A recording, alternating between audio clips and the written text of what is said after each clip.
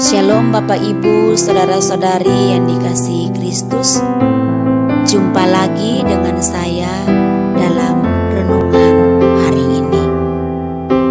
Doa dan harapan saya, Bapak Ibu, saudara-saudari terpelihara baik dengan damai sejahtera daripada Kristus.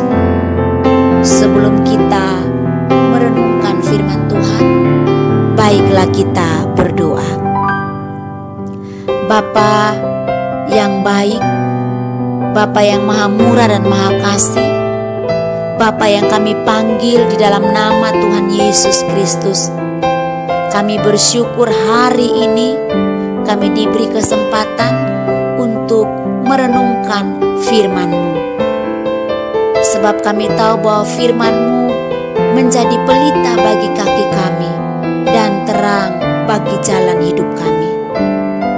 Karena itu, Roh Kudus, tuntun dan bimbinglah kami, terangilah hati dan pikiran kami, supaya kami dimampukan untuk melakukan kebenaran firman-Mu hari lepas hari. Demi Kristus Yesus yang empunya firman itu, kami berdoa. Haleluya. Amin. Bapak Ibu, saudara-saudari yang dikasihi Kristus, pembacaan firman Tuhan terambil dalam Amsal pasal yang ke-31 ayat 10 sampai ayat yang ke-30.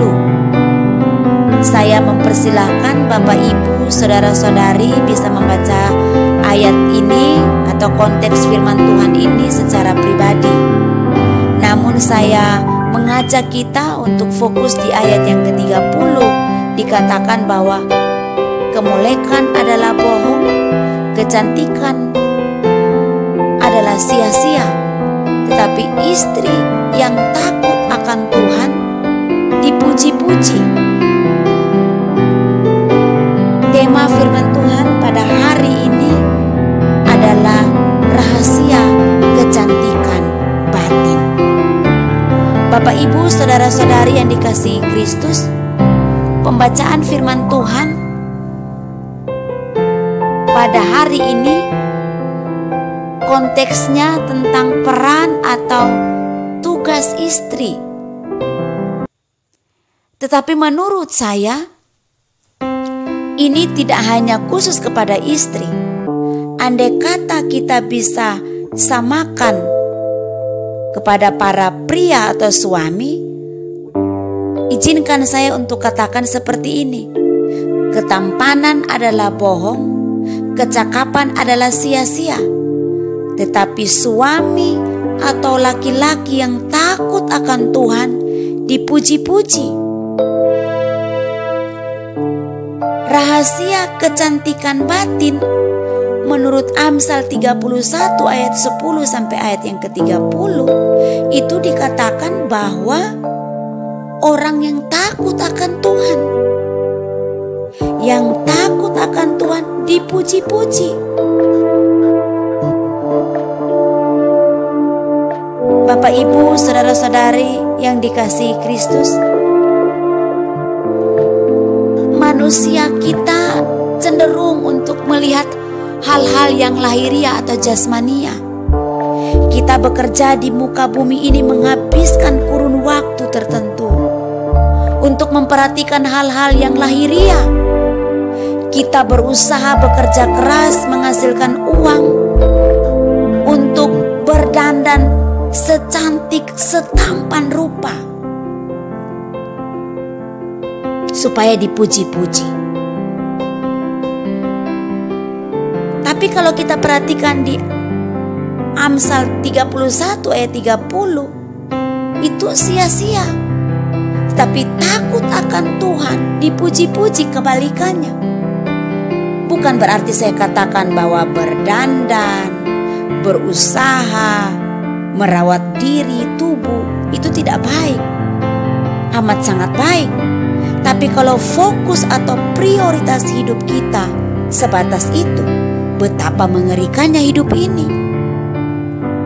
Menurut Amsal 31 ayat 10 sampai ayat yang ke-30, kriteria atau indikator orang yang takut akan Tuhan, yang pertama dan yang terutama adalah cakap. Di ayat yang ke-10, istri yang cakap, siapakah yang mendapatkannya? Nah, cakap di sini berbicara bukan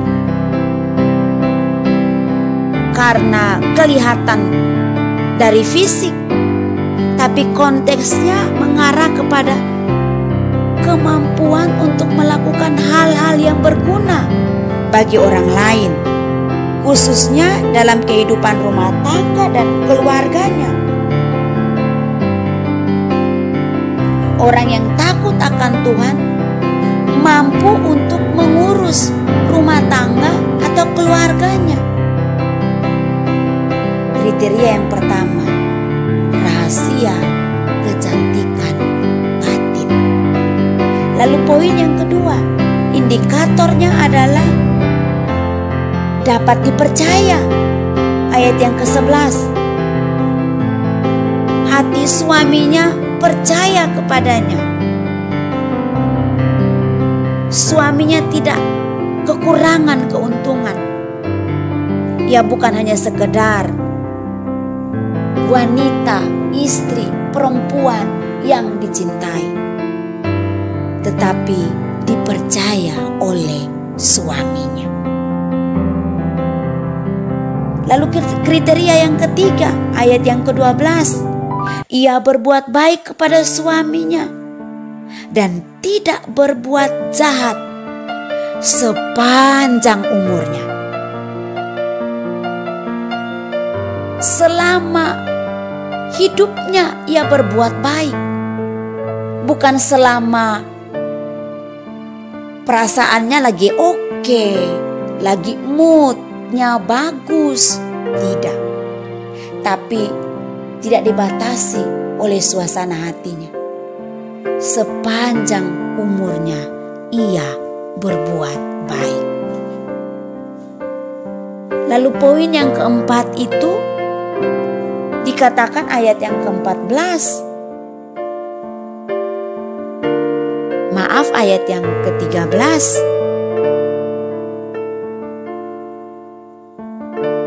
Ia bekerja dengan penuh tanggung jawab.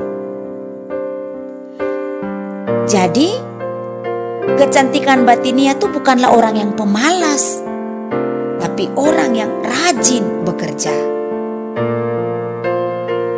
Lalu bukan hanya saja rajin bekerja yang bagaimana dalam konteks firman Tuhan ini. Poin yang kelima, rajin mengatur atau mengurus rumah tangganya. Mengurus rumah tangga dalam konteks ini diuraikan secara spesifik. Bagaimana dia harus mengerjakan pekerjaan rumah tangganya. Bagaimana dia harus mengelola rumah tangganya dan keluarganya. Lalu poin yang keenam, memiliki hati yang penuh belas kasihan. Belas kasihan untuk menolong orang lain. Belas kasihan untuk menolong orang yang membutuhkan. Belas kasihan untuk menolong keluarganya atau rumah tangganya, menolong suaminya, menolong anak-anaknya. Lalu poin yang ketujuh, memiliki perkataan yang penuh hikmat dan lemah lembut. Dia berbicara pada waktu dan tempatnya, dan dengan penuh lemah lembut. Lalu poin yang ke-8 atau poin yang terakhir, mempunyai nama baik atau reputasi yang baik. Dia menjaga reputasinya. Bapak, Ibu, saudara-saudari yang dikasihi Kristus, inilah yang menjadi indikator atau tolak ukur kecantikan batinia atau rahasia kecantikan batin kita. Dan nilai-nilai ini bersifat kekekalan.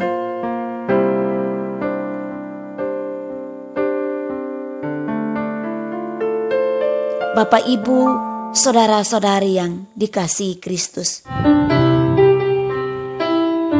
kecantikan batinia atau lahiria ada masa expire atau masa berlaku seiring atau ada limit waktunya seiring bertambahnya usia atau lanjut usia.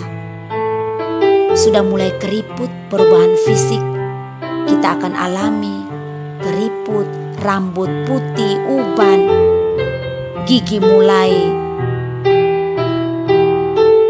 ompong, tulang-tulang sudah tidak kuat, keropos. Secara fisik itu akan hilang kecantikan kita, ketampanan kita. Tetapi yang dari dalam justru itu bersifat tetap. Karena itu prioritaskanlah yang dari dalam, karena itu yang menjadi warisan kita.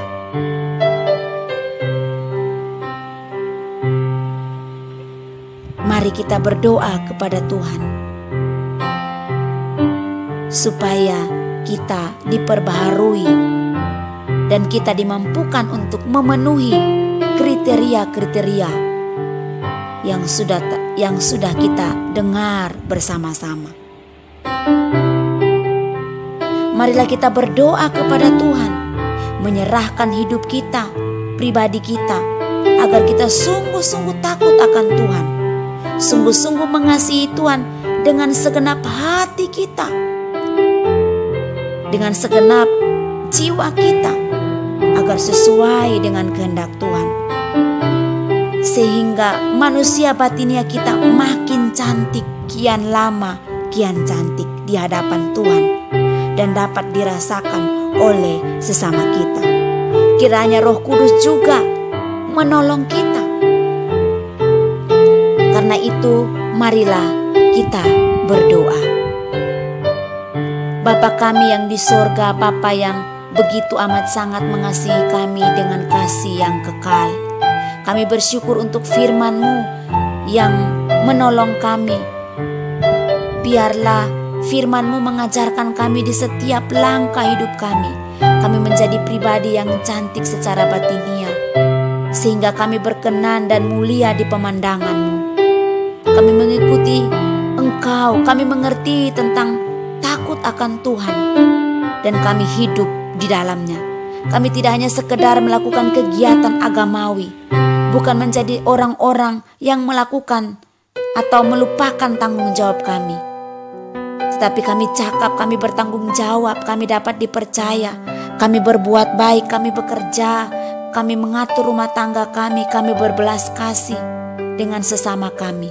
Kami memiliki perkataan yang hikmat, yang penuh hikmat. Kami memiliki reputasi yang baik dan memuliakan nama Tuhan. Ampuni setiap dosa dan kesalahan kami. Ajar kami untuk hidup sesuai dengan apa yang Engkau ajarkan kepada kami. Tuntun, pimpin kami, ya Tuhan, supaya kami menjadi pribadi yang menyenangkan hati-Mu. Berkati dan lindungilah kami, ya Tuhan. Kami menyerahkan hidup kami ke dalam tangan-Mu. Demi Kristus Yesus kami berdoa. Amin. Bapak, Ibu, saudara-saudari yang terkasih dalam Tuhan, demikianlah renungan singkat bagi kita. Namun saya juga ingin membagikan ada nasihat menjadi istri yang cakap menurut Amsal pasal 31 yang diterjemahkan ke beberapa versi, yang kemudian ini dibagikan ke banyak orang dan akhirnya menjadi berkat. Demikianlah kutipan Amsal 31 dari versi yang berbeda. Dikatakan, istri yang cakap sukar ditemukan, ia lebih berharga daripada intan berlian. Suaminya tak akan kekurangan apa-apa karena menaruh kepercayaan kepadanya. Ia tidak pernah berbuat jahat kepada suaminya sepanjang umurnya. Ia berbuat baik kepadanya. Ia rajin mengumpulkan rami dan bulu domba, lalu sibuk bekerja menenunnya. Dari jauh ia mendatangkan makanan seperti yang dilakukan oleh kapal-kapal pedagang. Pagi-pagi buta ia bangun untuk menyiapkan makanan bagi keluarganya dan untuk membagi-bagikan tugas kepada pelayan-pelayannya. Ia mencari sebidang tanah lalu membeli. Ia mengusahakan sebuah kebun anggur dari pendapatannya. Ia menyiapkan dirinya untuk bekerja sekuat tenaga. Ia tahu bahwa segala sesuatu yang dibuatnya menguntungkannya. Ia bekerja sampai jauh malam. Benang dipintalnya dan kain ungu ditenunnya. Ia tidak kikir terhadap yang berkekurangan, tapi ia baik hati kepada yang meminta pertolongan, karena ia tidak khawatir apabila musim dingin tiba, karena baju panas tersedia bagi keluarganya.